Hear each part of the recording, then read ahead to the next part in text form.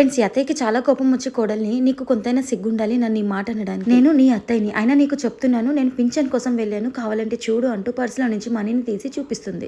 ఇంకా ఆ డబ్బుని కోడలు లాక్కుంది కాకుండా ముందు కిచెన్ లోకి వెళ్ళి పని చేసుకో. ఇంకో విషయం, ఒకవేళ ఈ విషయాన్ని నీ కొడుకుతో చెప్పాలని చూస్తే నువ్వు చేసే వంటల్లోనే విషం పెట్టి చంపేస్తా అని బెదిరిస్తుంది. అలాగే చూస్తున్న అతని వెళ్ళిక్కడ నుంచి గట్టిగా కసురుతుంది. ఇంకా ఆ డబ్బుని చూసి మురిసిపోతూ షాపింగ్ కి కావాల్సిన డబ్బులు దొరికేసే అంటూ ఆనందిస్తుంది. తర్వాత ఈమె హస్బెండ్ లోపలికి వచ్చి అమ్మ అని కేక వేస్తాడు. ఆ పిలుపు విన్న అమ్మ పైకి లేచి రాబోతుంటే అత్తయ్య గారికి ఆరోగ్యం బాగాలేకపోతే నేను టాబ్లెట్స్ ఇచ్చి పడుకోబెట్టాను అని చెప్తుంది. అతని చేతిలో ఉన్న బ్యాగ్ ఆమెకి ఇచ్చేసి అమ్మకి ఎక్కువగా బాగోలేదా ఏంటి అని అడుగుతాడు. లేదు కాస్త ఫీవర్ గా అనిపిస్తే మెడిసిన్ ఇచ్చి రెస్ట్ తీసుకోమని చెప్పాను అని చెప్తుంది. నువ్వు అమ్మని చాలా బాగా చూసుకుంటావని భర్త చెప్తే అత్తయ్యని నేను కాకపోతే ఇంకెవరు చూసుకుంటారు అంటూ మాటలు చెప్తుంది. ఈ మాటలు వింటున్న అత్తయ్య చాలా బాధపడుతూ ఉంటుంది. ఇక ఈ భార్య మీరు వెళ్ళి ఫ్రెష్ అయ్యి రండి, నేను డిన్నర్ అరేంజ్ చేస్తానని చెప్తుంది. ఇంతకీ నువ్వు తిన్నావా అని భార్యని అడుగుతాడు. మీరు తినకుండా నేను ఎలా తింటానండి అని అంటుంది. ఫ్రెండ్స్, నెక్స్ట్ పార్ట్ కోసం వీడియోకి లైక్ చేసి ఛానల్ సబ్స్క్రైబ్ చేసుకొని నెక్స్ట్ పార్ట్ అని కామెంట్